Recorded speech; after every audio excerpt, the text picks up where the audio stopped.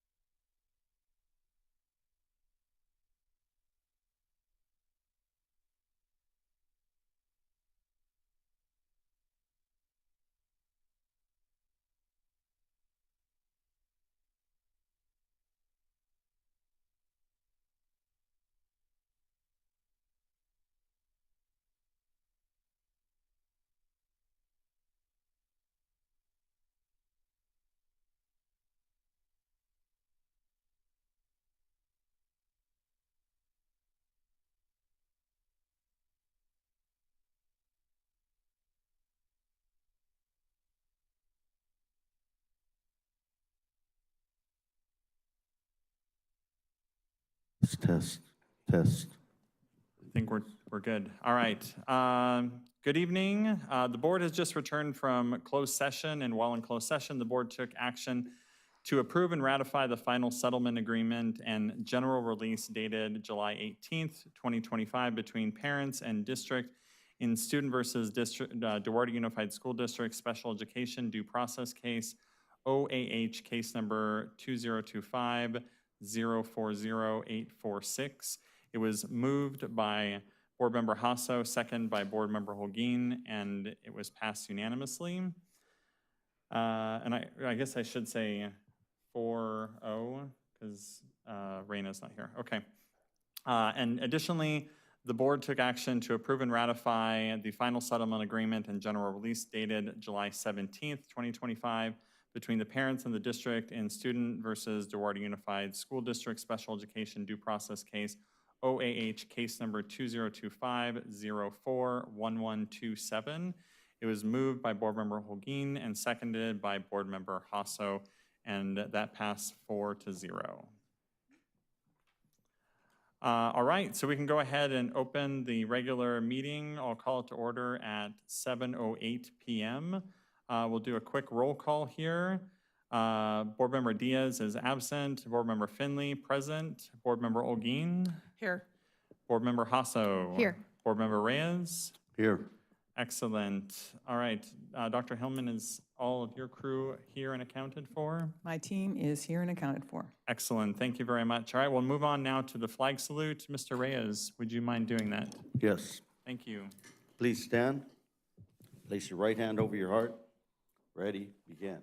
I pledge allegiance to the flag of the United States of America and to the republic for which it stands, one nation, under God, indivisible, with liberty and justice for all.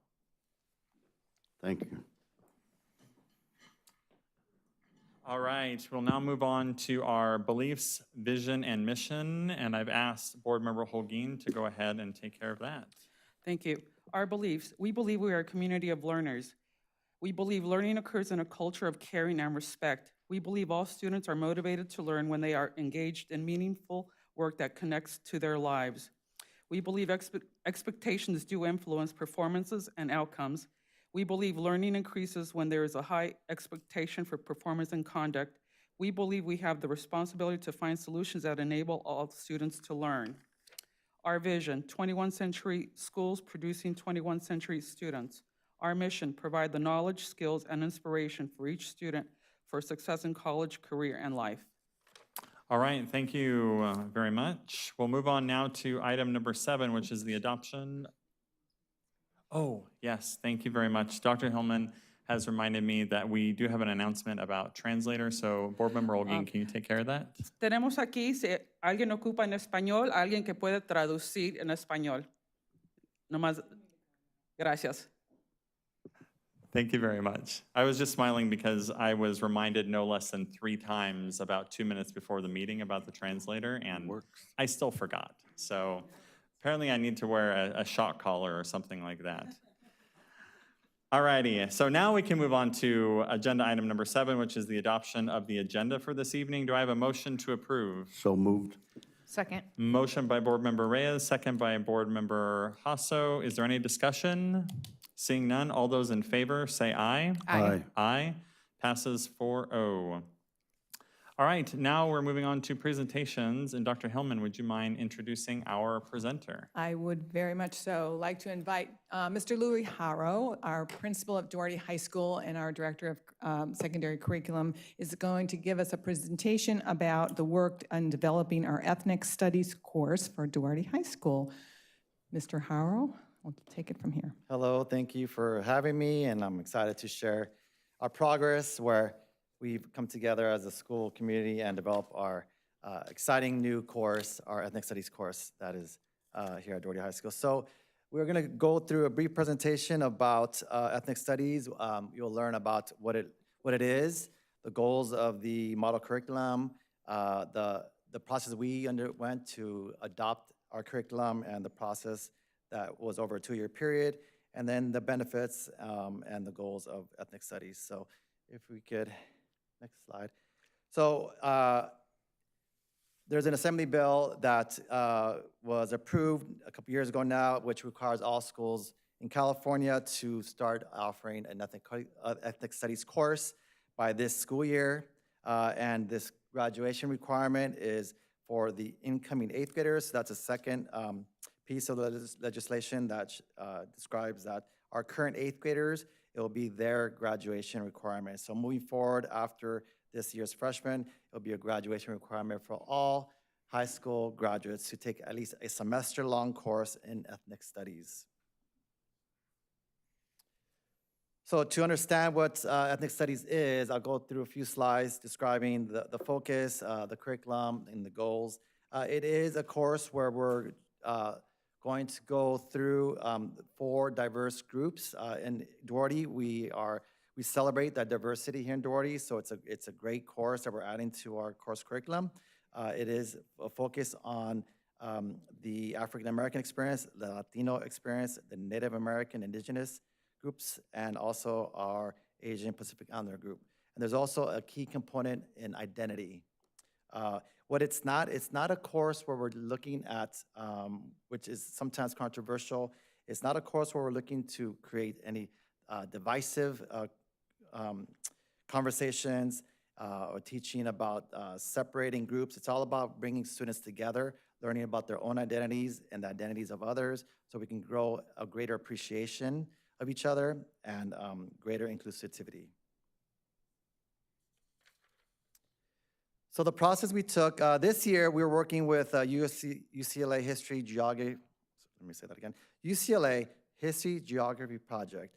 We have a consultant by the name of Amparo Chavez Gonzalez. She's been great. She's been working with our team this last year. The curriculum development team at Duarte High School are listed there, but it's myself, Ms. Bowden, Ms. Bustos, Mr. Lynch, who just recently retired, and then most recently our teacher for ethnic studies is Ms. Casey Ramirez. And the process we took, it's been a couple years now. In 23-24, the process was, as you can see, it started off with Duarte High School and MIT team of teachers and me. We went to LACO for a few sessions, 4 of them to be exact, just to get an understanding of what the requirements were and start getting introduced to what the curriculum would look like. It is really important to understand that it's not standardized, like our ethnic studies course is not gonna look like a school up north. So it's really about our local context. So what does it look like for us in our diverse community? This current year, we did go through this process where we were having Ms. Amparo come out throughout the school year. The dates are listed there. I think there's 11 of them. And also we've had a couple parent meetings through school site council and a parent meeting over the summer where 12 parents did show up. And at that meeting, we went over all of the requirements and what our course is beginning to look like. And then we gathered input from our fellow parents. They seem to really appreciate the local context of our course, where we're gonna learn about local history from LA, even Duarte. I'll get into that a little deeper, but that was one aspect that I did understand from them, that they really enjoyed, that our students are really learn about themselves and the local context. So what is it? It's going to be a course where we're learning about histories often left out and learning about different perspectives.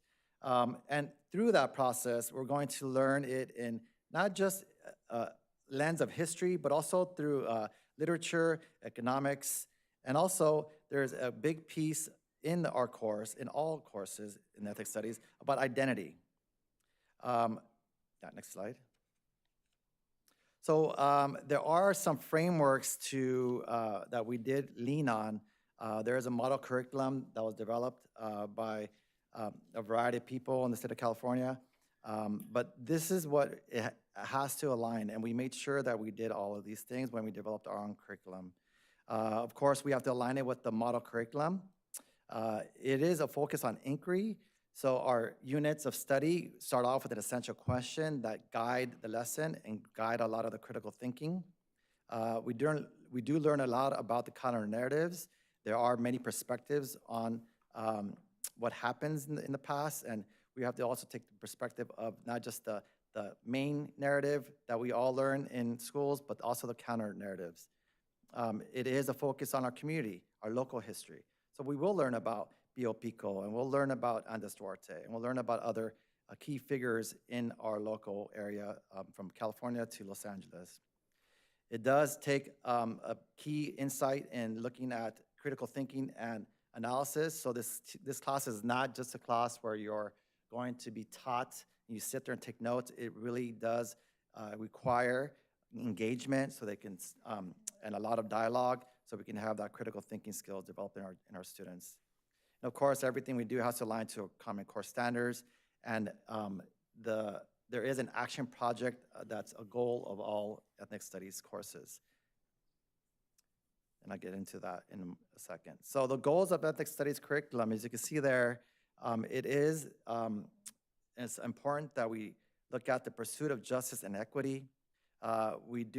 This is an absolute given, and it's gonna happen. It was a focus on our curriculum development that we work towards greater inclusivity.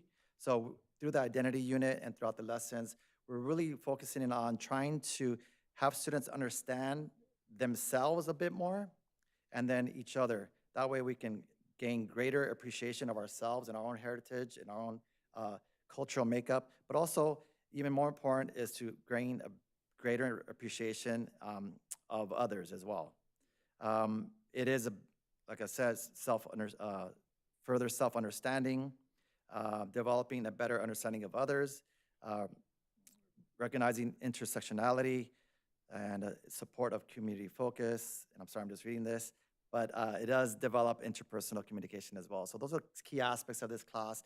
That is a lot of critical thinking skills and a lot about learning that skill of interpersonal communication. It's not just a matter of the way you talk, but being able to understand through the written word, but spoken word, how we can communicate for a greater good so we can reach a better understanding of each other. Some of the core topics that ethnic studies requires are the following. We do have intersectionality, so it's important to understand that our diverse ways, people aren't just one certain way. There are many things that make up a person, different identities, and through that, create a unique experience for themselves that often leads to discrimination or privilege. So it's important to understand that people don't fit in just one box. They all have their own unique experiences, and it encourages people to really look at the whole person. Immigration and displacement is a key aspect of what they're going to be learning about. The resistance and activism throughout history, we've seen many groups of people come together and fight injustices for the greater good of the whole community. And that is written throughout California's history, and we'll learn a lot about those different rises and activisms. So also a community and solidarity.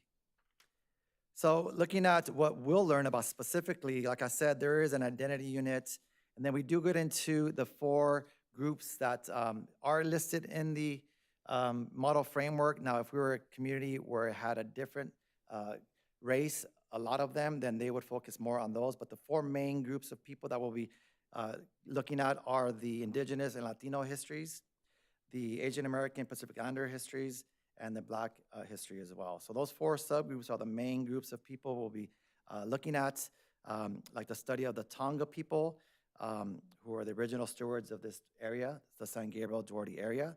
And then we'll also explore the Latino histories from the missions all the way to modern activism.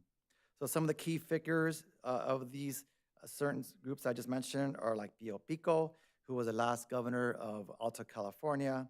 He was born in one of the missions here in San Gabriel. We'll learn about Victoria Reed, who was a Tonga woman granted land under Mexican rule. Phil Soto, Luisa Moreno, just to mention a few. Phil Soto was a legislator from La Puente, so it is that local context that we're looking at. He was an ally of Cesar Chavez and Dolores Huerta, and he was a key figure in the farm worker struggles. So in thinking about the African American and Asian American experience, we're gonna highlight the contributions of Asian American Pacific Islanders and the Black communities in the San Gabriel Valley and greater LA area. So for example, we have some key figures and narratives. We have Frank Emmy, who was a World War II draft resistor, activist against Japanese American incarceration. Judy Chu, who we all know is our first Chinese American woman elected to Congress. Gilbert Leong is an architect shaping Chinese American landmarks throughout Los Angeles County. And for the African American, we have lots of stories to tell, but some of the key figures we're going to be talking about is like Julian Fisher. He's a first Black member of the Monrovia Police Department, namesake of the Julian Fisher Park. We have Isaac Burns Murphy, renowned Black jockey who rode Baldwin's racehorses. John Isaac Wesley Fisher. He was a skilled blacksmith recruited to Baldwin's Rancho. So lots of local history and to see how they have their own counter narratives and how they contributed to our communities. And finally, there is how we'll learn. So this, like I said, this class is not just a sage on a stage type of class where teachers are just speaking. It does require some deeper levels of learning. So the goal is to have them have rich discussions through diverse readings, looking at different medias, and then this action project at the end of the unit. And through that action project, we're looking at the history and to learn more about Rocktown, is Duarte's local nickname and heritage. So that's kind of the action project they're leaning towards. It's not completely completed, and they're working on the details around that, but they're going to look at that heritage. So the skills that we hope that students, if we do this right, these are the skills that students are going to walk away with. Critical analysis, research, as you can see, their communication skills, and having them be more socially aware of the histories and of the people that helped develop this community. And that's it. Is that it? Oh yeah, that is it. Are there any questions? I know I said a lot in a little time. Are there any questions that you may have for me? Thank you very much, Mr. Haro. Board, any questions for Mr. Haro? Yes, Mr. Harrell, so the ninth graders, they are the ones who start with this class? Yes, so it is a semester-long course, so it's a perfect fit for our freshmen to take because they are required to take a semester-long health course. So we paired it up against that course. In the future, it might change with the adoption of personal financial literacy that's coming down the pike as a graduation requirement. We may want to pair it with our seniors or juniors when that course comes on board. But right now, it is for our freshmen, and it's going very well. Kids are really engaged in the curriculum. Ms. Ramirez is doing a fabulous job getting the kids to think and participate. So it's exciting to see the kids really get excited about this class. So if anybody else wanted to take it, say second semester, can anybody else take it besides ninth graders? Not this year. No, We have okay. just the 2 sections, and but we are also offering it through early college. So a lot of our early college students who are upperclassmen are taking that course because that course is also an IGETSI requirement. So students that go to community colleges and four-year colleges have to take that course. So we added it to our course curriculum this year. So they can take it that way. And plenty of students, we did a kind of a pilot this summer for early college, and the kids in the class really enjoyed it. Thank you. You're welcome. And so, Mr. Haro, so this is for the first year that this is going for all the ninth graders. Mm-hmm. So anyone who's in 10th, 11th, or 12th, they're not required to take it because they've passed that ninth grade, but every subsequent ninth grade class will take it. Correct. It's actually, the law states we have to offer the course this year, but it's a graduation requirement for current 8th graders. Ah, I see. Okay. Yeah. I guess they wanted us to work out the kinks before Right. offering it as a graduation requirement. Okay. And so then this is an extra 1 semester class. This isn't supplanting an existing class. This is an additional class and credit that's required. So we still are going to keep the 220 credit graduation I requirement. see. We just reduced the number of electives because we have 80 credit requirement for high school diploma in elective category. So now it's going to be 75 elective credits required. And that was brought to the table last school year for following school year. Okay. Yeah. Great. Thank you very much. Any other questions from the board? Hi, Mr. Howard. Yeah. You said that this Assembly Bill 101 is a state mandate. Mhm. So does that mean that CSArts and OFL as well, their ninth graders will be taking it? I believe so, yes. It is a state mandate, so I think all schools will comply. I think Mr. Dr. Moreno Hellman- happens to be here from OFL and OFY. Sorry to interrupt, Mr. Harrow. No. And he's shaking his head yes. So that is a state mandate. It doesn't necessarily, as Mr. Harrow said, it doesn't mean that students have to take it this year. It just means it is a graduation requirement in 2029, 30, something like that. Yeah. So Duarte High School is starting to get ahead of it, to make sure that students are, if they're taking it at ninth grade, everyone doesn't take it last minute. And we're fortunate to have Ms. Ramirez back from Royal Oaks to teach this class because she minored in it in college, so she has a true passion for it. So it's going to be taught very well. Thank you. And no, that was it. So we should be good. Now it's optional for the 10th, 11th, and 12th graders, or not yet?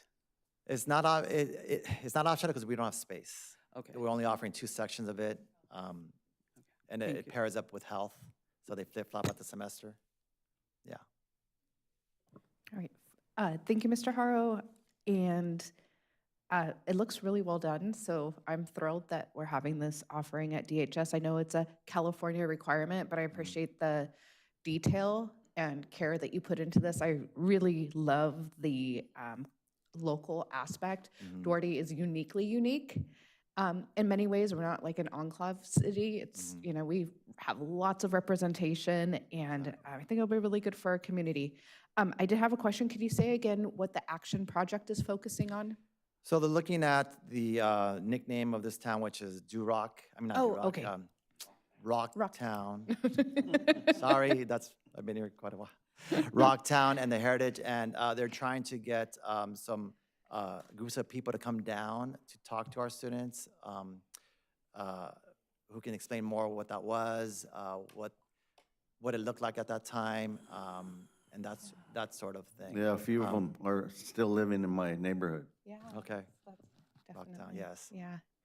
And then if, I would love to come visit a class sometime and see it in Yeah. action. So I'll get a hold of you. Absolutely. Thank you You're so more much. than welcome to come anytime. All right, excellent. All Well, right. thank you very much again, Thank Mr. you, Harrell, thank for being here to present this stuff to us. I do want to just echo what Dr. Hillman had mentioned. We want to recognize Mr. Richard Moreno here in the audience. He's our wonderful partner from OFY and OFL, so thank you very much for being here. We appreciate it. All right, then we can now go ahead and move on to our superintendent's report. Dr. Hillman. Good evening, everyone. Just to let you know, the first days of school always bring such a wonderful energy, and this year has been no exception. I've had the opportunity to walk into classrooms. I've seen students already learning and leaning into that learning, raising their hands, working together, and new challenges. And just as importantly, I've seen friendships forming, smiles exchanged, and those first connections with teachers and staff beginning to take root.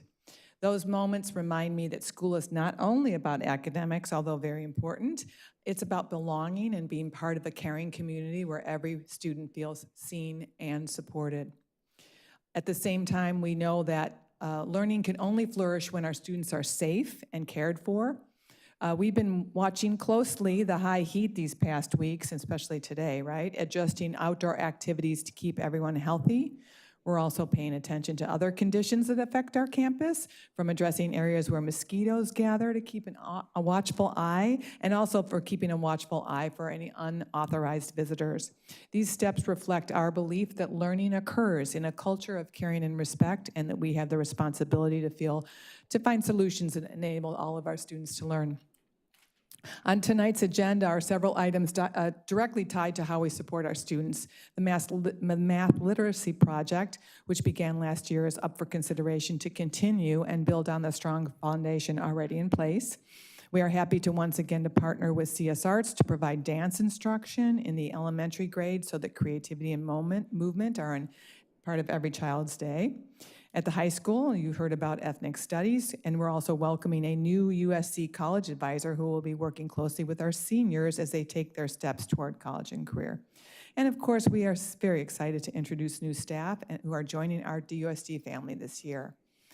So every one of those efforts, whether in the classroom, on the playground, or in the broader community, is rooted in our shared belief that together as a community of learners, we are preparing our students not only for school today, but for their bright futures ahead. I want to take a moment to thank our Board of Education for their continued leadership and support. Their vision and commitment makes it possible to bring these opportunities to life for our students. That concludes my report. All right, thank you very much, Dr. Hillman. Board, we'll go ahead and move on now to the general functions, where we're going to first approve the minutes from our last regular meeting, which was on July 17th. Oh, sorry, getting ahead of myself there. So we request to address the board. We don't Mercedes, have do we any. Okay, we don't have any. But I wanted to acknowledge that Yes, we have it. absolutely. Thank you very much for doing that. I appreciate it. All right, now jumping on to the approval of the minutes from the regular meeting of July 17th, 2025. Do I have a motion to approve? So moved. Second? Motion by Board Member Reyes, second by Board Member Hasso. Any discussion? Seeing none, all those in favor say aye. Aye. Aye. Passes 4-0. Next is the approval of the minutes from the special meetings from July 23rd and July 26th. Do I have a motion to approve these minutes? Move to approve? Second. Motion by Board Member Hasso, second by Board Member Holguin. Any discussion? Seeing none, all those in favor say aye. Aye. Aye. Motion passes 4-0. The next item is the adoption of the consent calendar. Does anyone have any items that they would like to remove for separate discussion or action? Yes, I want to remove number 9 and number 10. Number 9 and 10. All right, so Board Member Reyes requested to approve the consent calendar with the exception of items number 9 and 10. So do I have a motion to approve the consent calendar So moved. with the exception of 9 and 10? Second. All right, we have a motion by Board Member Reyes, second by Board Member Holguin. All those any discussion? Seeing none, all those, okay. Okay, the discussion is later. Thank you very much. So all those in favor say aye. Aye. Aye, thank you very much. All right, so there's been a motion to approve the consent calendar with the I already said that part. We'll now consider item number 9. So is there a motion to approve item number 9 from the consent calendar? Move to approve number 9. Second? Motion by Board Member Reyes, second by Board Member Hasso. Any discussion? Yes, Dr. Hillman, could you get this Absolutely. explained to the community? Happy to do that. I'm actually going to ask Dr. Lawson to give more detailed information about the proposal from Village Life Education for math instructional professional development for the 2025-26 school year. Dr. Lawson. All right, so good evening. I'm very excited to talk about the Math Literacy Project. We did start last year partnering with the Village Project, and we got really good responses from our students, from our parents, and from our teachers. And so we looking to continue it this year. With the Math Literacy Project, the first one, number 9, is related specifically to professional development. And so last year when the project was here, some of our teachers received training that were part of the instructional piece of the program. And so looking to see how we could extend those strategies and skills to other teachers so that we can ensure that more students have access to the strategies and the skills that were being used, we want to bring on professional development so that we can work with our teachers in grades 6th through 12th grade so that our 6th through 12th grade math teachers receive professional development on those strategies. So not only will our students, when we talk about 10, for the students that participate in the extended learning opportunity for it, will have access to the skilled teachers and the training that they receive. Our teachers also can have a greater influence on all the other students. And so we're trying to have a more global impact on what's happening here in terms of mathematics. And so last year we started focusing, we tried to take a more in-depth focus on what we needed to do for mathematics, and so we just want to continue it and then provide more professional development for our teachers, because the research says that if you want to improve learning for students, you need to improve the capacity of those providing that instruction. And so we recognize that our teachers need to have everybody needs to continue to grow, but we want to make sure that we're providing those opportunities for our math teachers. We had discussions. I actually did a survey at the end of last year to poll our teachers to see what type of professional development they would like to see continuing in our district, and then we got great responses on continuing with the Math Literacy Project. So we want to extend it by adding professional development this year to all of our math teachers in 6th through 12th grade. So who's benefiting from it right now? Well, all students in math students, classes, all up to the high school, it's being used? Where is it? so they'll be trained, the math teachers will receive training this year. And when those teachers receive the training, all of the students in those math classes, our goal is that they receive the training and they actually implement those strategies in their instruction. And if they do that, then the students in those math classes, all of them should recognize the benefit from the professional development piece that's strategically targeting our teachers for mathematics. And how did you find out about this? So we do have Dr. Kirkwood here. He's the consultant for the Math Village Project, and so he is here to ask, and if you like, I can have him come Sure, down and you sure. can I'd ask like to him know questions he can how it share. works, yeah. Yeah, so Dr. Kirkwood, welcome, come on down. Please. Yes, Thank you. thank you. And you're welcome. Absolutely, yeah. Please come right up here. The hot seat. Good evening, distinguished board. And thank Please, you for having please me. speak into the mic, because Yes, good I'm evening, hard of hearing. Can you hear me now? Yes, good evening, everyone, and thank you for having me. So a little bit about the Math Literacy Project. It was actually birthed after me studying Bob Moses, who founded the Algebra Project. And Bob Moses founded the Algebra Project after working with Fannie Lou Hamer, who was a former worker in the fields. And he recognized the disparity of access to math for low-income folks in Mississippi. And so he started the Algebra Project in community spaces so that students can have access to culturally relevant mathematics. So that being said, I designed the Math Literacy Project, a pattern to bring it to schools so that students can experience hands-on culturally relevant mathematics, including engineering projects, math coding, and exposure that will get them to love and appreciate mathematics.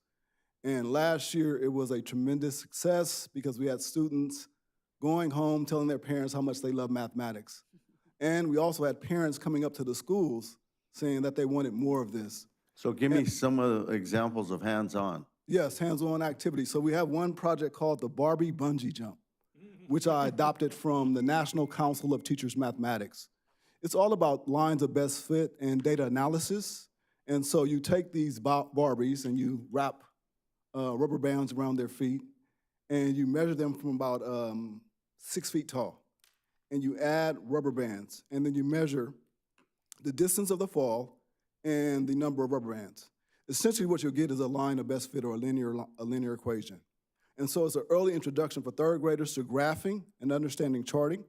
For our upper level students, it's an introduction to lines of best fit and algebraic equations. So that's just one example. We also did Mayan mathematics. We introduced our students to the history of math counting systems, started by Mayan community, which is located now in what we know Mexico, one of the first advanced mathematics systems in the world. They use a base 9 system. So we talked about their numerical system and how they developed that numerical system, and then we use that base 9 system to understand numeracy, early numeracy for our younger students.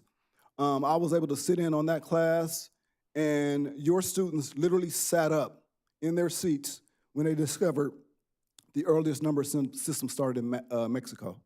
They took great pride in that understanding. So not only do we teach Common Core based standards, and not only do we have hands-on activities, but it's relevant and germane to their experiences. So students understand it much more in depth than a basic rote memory type lesson. Very hands-on, and it requires critical thinking. And for the teachers, we provide professional development before we start the program, and we provide professional development throughout the entire program. Every week, we meet with teachers to recap, lesson learned, what was impactful, how did they improve their pedagogy, and then your teachers took that practice from the after-school program to their respective classrooms as well and improved their level of instruction for those students. It was amazing to see that transformation happen. Yes, just two examples. Yeah, thank you. Yes, you're welcome. And also, I want to mention that we did introduce MIT coding. So I don't know if you're familiar with MIT Scratch. It's an early introduction to engineering and coding. So your third graders started coding as early as third grade, 8 years old, learning coding, advanced coding systems with a global community. In addition to the coding, we did engineering activities, which were hands-on. Students built a biomechanical hand. They built solar power cars. So they not only learned math, but math-related opportunities. And so as they're becoming more and more informed of 21st century careers, then immediately they are more aware of the need for college. And then lastly, a part of that project, I brought Cal Poly Pomona to your high school campuses as well to emphasize the need for mathematics. And Cal Poly Pomona provided a presentation on outreach, admissions, and access. And so essentially you had an overall transformation in terms of math on the campus. And I guess the reason why I'm standing here is because the teachers wanted more weeks, and the students wanted more weeks, and the parents wanted more weeks in the program to be involved because it was just that engaging for them. That's great. So Thank this you. is our second year. Second year, Great. yes, Great. Thank you. yes. Backed by popular demand, I think. Thank you very much. You're Any welcome. other questions from the board? So I do have a quick question. So Sure. this sounds amazing. I love the Barbie bungee. Barbie bungee jump. It's I a tongue got twister, all yes. sorts of things. I got this cool visual in my head here. So how widespread is this program? Is it being done in other districts around here? Are Yes. we kind of some of the first, or how widespread is this now? No, Long Beach Unified School District, Rialto Unified School District, LA Unified School District, just to name a few. I've been teaching since 1998, and I've done my research in math education, I have a doctorate in math education, and so this is something that I really love and am passionate about.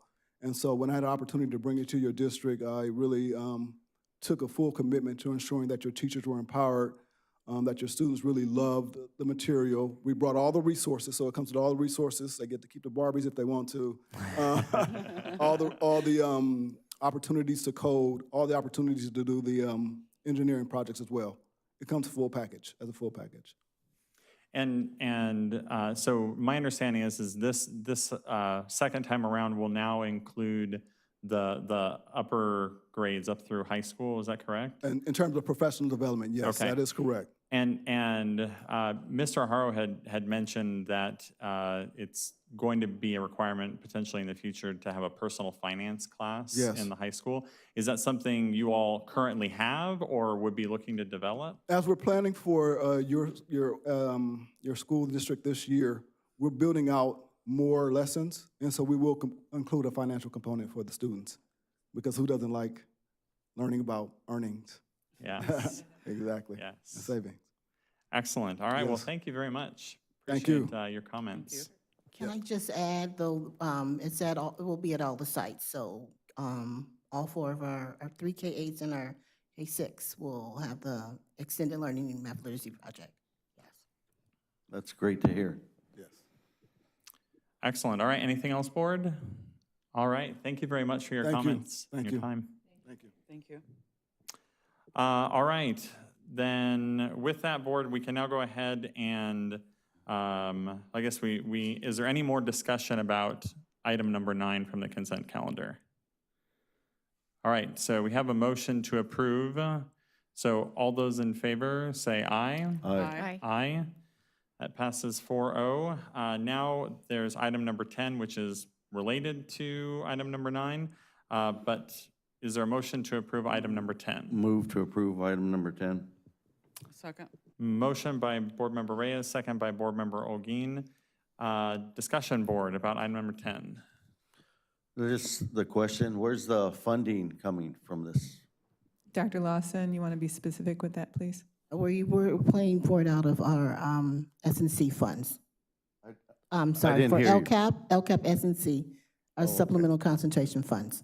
Thank you. You're welcome. That's the only question I have. All right, thank you, board. Any other items or questions? All right, so we'll go ahead and take a vote on that then. Motion is to approve this item, so all those in favor say aye. Aye. Aye. All right, that item passes 4-0. All right, now we can move on to, I believe it's the first reading of board policies. Is that correct? Okay, so first reading of board policies, do I have a motion to approve? So move. Motion by Board Member Olguin. Ooh.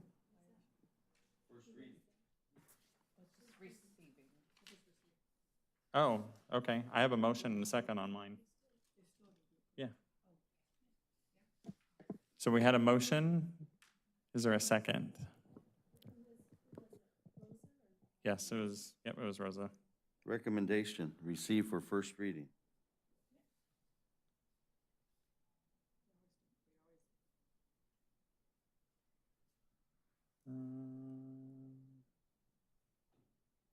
So we do vote on. Yes. Second. Okay, so okay. So is there any discussion on that, board? All right, seeing none, all those in favor say aye. Aye. Aye. Aye. Thank you, that passes 4-0. All right, moving on to the second reading and approval of board policies. So is there a motion to approve? Move to approve. Second. Motion by Board Member Reyes, second by Board Member Hasso. Any discussion? Seeing none, all those in favor say aye. Aye. Aye, passes 4-0. We're just receiving for information, item number 6, which is the construction and modernization project update. We can now move on to item number 12.1. This is the approval of the K-12 Data Sharing and Services Partnership Agreement number 000-11506 with the California College Guidance Initiative. Is there a motion to approve? So moved. Second. Motion by Board Member Reyes, second by Board Member Hasso. Any discussion, board? Yes, could this be explained, please? Absolutely. Dr. Lawson, would you care to give some detail on this project, this item, please? Okay, so this is an agreement, data sharing agreement between the California College Guidance Initiative and K-12 schools. It is a state mandate that all 9 through 12 LEAs enter this agreement. It's kind of like a clearinghouse where information is housed on transcript information about the requirements for CSUs and for the UC system. This is also a place where information is housed for the FAFSA when they fill out the information. And so we will share that information with the CSUs and UCs as a requirement by the state. And this platform here, the California College Guidance Initiative, the platform that we're using, this is the platform that's used by California. There are others, but this one is probably the most comprehensive of the ones that are out there. Thank you. Any other questions for Dr. Lawson? All right, seeing none, then we'll go ahead and vote on this. All those in favor of the approval of this item, say aye. Aye. Aye. Aye. All right, that passes 4-0. All right, we are now on to the non-agendized items for board members and the superintendent. I will go ahead and go first. I'll probably just go straight down the line, or list as it's listed on the agenda, just in case anyone was wondering where they're falling. All right, so it's an exciting time of year, as I think many parents know.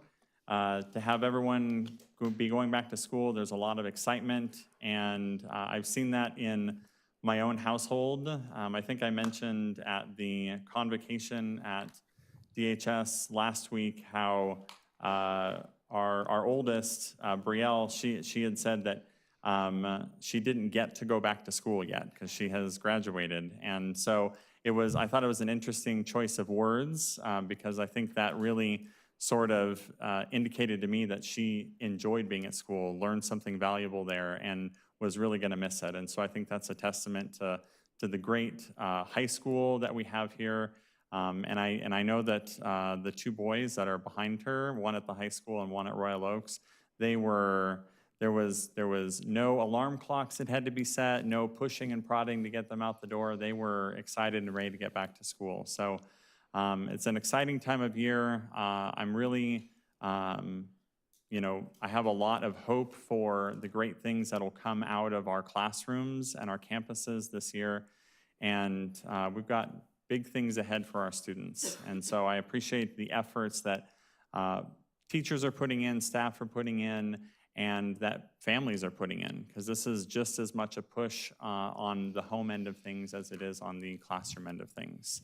So thank you very much to all those who are making it happen.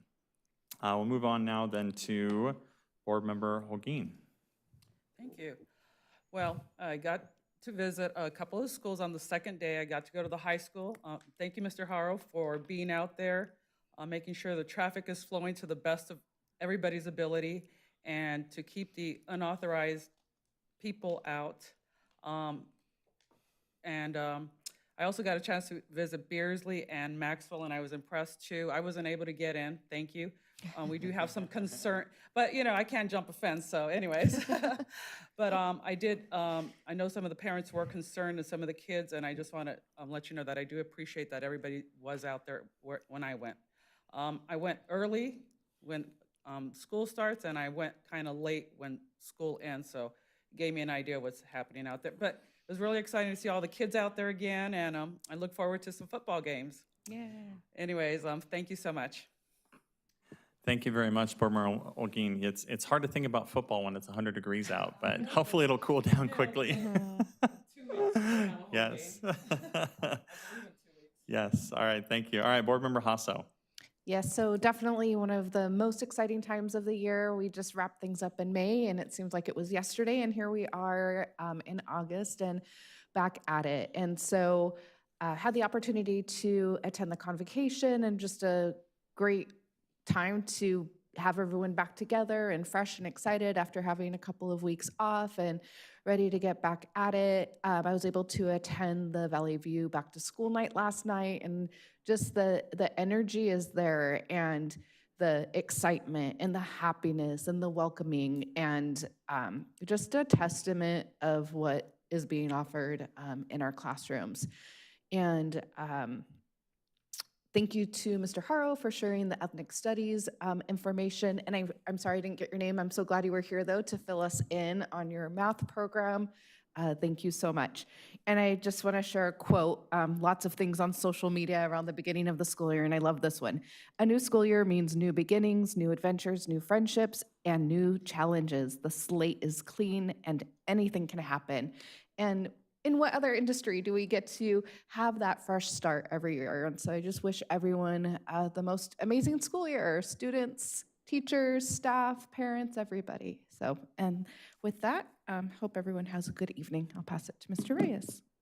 Thank you very much, Board Member Hasso. Board Member Reyes. Yeah, you took a lot of my. Yeah, it was nice to go to back to school night at Royal Oaks and Valley View. It came fast, the beginning of school. Boy, summer, it's, it doesn't seem like it's long enough. But especially for parents. I talked to quite a few parents, and they were excited to have their kids back in school. It's now a little break for them as well. I would like to see that they start a little later, because it seemed like Royal Oaks didn't have the parents that they've had in the past, because it seemed really early, a real early start. And I don't know too if that was due to the heat, but one of the things that I think we should emphasize when we have a group of parents is the ADA, and how important it is for our kids to be in the seats, and show up to school, because of the losses that we've had in the past years. I think we need to really emphasize that to them, and because it's important to do. And I think all of us need to, when we see parents, right, is to let them know, hey, it's important to get them in school. You know, don't let them stay home. Come on, bring them out here. Because that all adds up. It all adds up. So I guess we're going to go to closed session, huh? Yes, yeah. Okay, so if have a you're good done, evening, all right. everybody. Thank you. Thank you very much, Board Member Reyes. So, Dr. Hillman, did you have anything you wanted to say? Okay, I have one thing. This is not a very conventional thing to do, because there's somebody out there watching, and it's his birthday. It's my husband, Tim's birthday, and he watches every board meeting, so happy birthday, Tim. Happy birthday, Tim. That's all. Thank you. Thank you, everybody. All right, thank you very much, Dr. Hillman. All right, so yes, indeed, we are going to head back into, we're going to be adjourning this open session, and we'll be going back into closed session, after which we will report out any action that's taken after closed session, and that will be back at the district office. So I guess we do. I was told we don't have to. Yeah, we can report out over there. So we do adjourn this meeting, though. Is that correct?